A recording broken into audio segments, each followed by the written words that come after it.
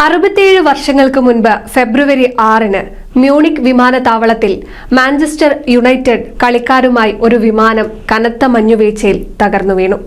Football ലോകത്തെ മുഴുവൻ ആ ദുരന്തം ബാധിച്ചു. മ്യൂണിക് എയർ ഡിസാസ്റ്റർ എന്ന് പിന്നീട് കുപ്രസിദ്ധമായ ആ വിമാന ദുരന്തത്തിൽ ലോകത്തിലെ ഏറ്റവും വലിയ ഫുട്ബോൾ ക്ലബ്ബുകളിലൊന്നായ മാഞ്ചസ്റ്റർ യുണൈറ്റഡിന്റെ 8 താരങ്ങളുടെ ജീവനുകളാണ് പൊലിഞ്ഞത്. Marks the wreck of a British airliner.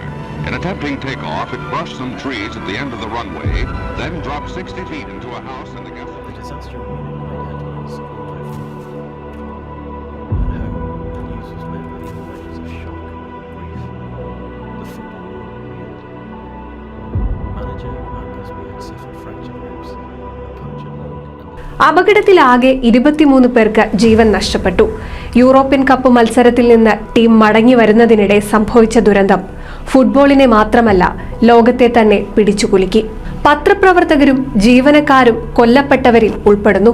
രക്ഷപ്പെട്ടത് വിഖ്യാത ഇംഗ്ലണ്ട് താരം ബോബി ചാൾട്ടൺ ഉൾപ്പെടെ 21 പേർ. മ്യൂണിക് വ്യോമാക്രമണത്തിൽ എന്താണ് സംഭവിച്ചത്? 1958 തുടക്കത്തിൽ റെഡ് സ്റ്റാർ ബെൽഗ്രേഡിനെ പരാജയപ്പെടുത്തി മാഞ്ചസ്റ്റർ യുണൈറ്റഡ് യൂറോപ്യൻ കപ്പിന്റെ സെമി ഫൈനലിലേക്ക് പ്രവേശിച്ചു. പിറ്റേന്ന് ക്ലബ്ബ് ജീവനക്കാരും പത്രപ്രവർത്തകരും മറ്റ് നിരവധി യാത്രക്കാരും മാഞ്ചസ്റ്ററിലേക്ക് മടങ്ങാൻ ബെൽഗ്രേഡ് വിമാനത്താവളത്തിൽ ബ്രിട്ടീഷ് യൂറോപ്യൻ എയർവേസ് വിമാനത്തിൽ കയറി. ഉച്ചയ്ക്ക് 1:15 എയർ സ്പീഡ് അംബാസഡർ 2 എന്ന വിമാനം ഇന്ധനം നിറയ്ക്കുന്നതിനായി മ്യൂണിക്കിൽ ഇറങ്ങി.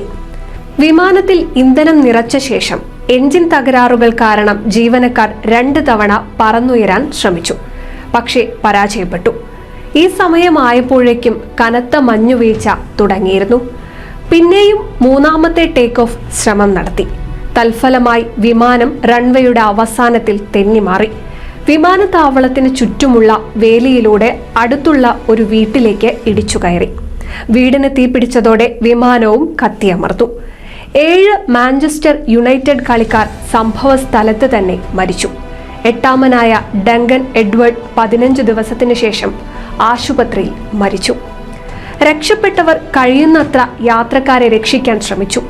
Bobby Charlton, Dennis Viollet, goalkeeper Harry Gregg എന്നിവരും രക്ഷപ്പെട്ടവരിൽ ഉൾപ്പെടുന്നു.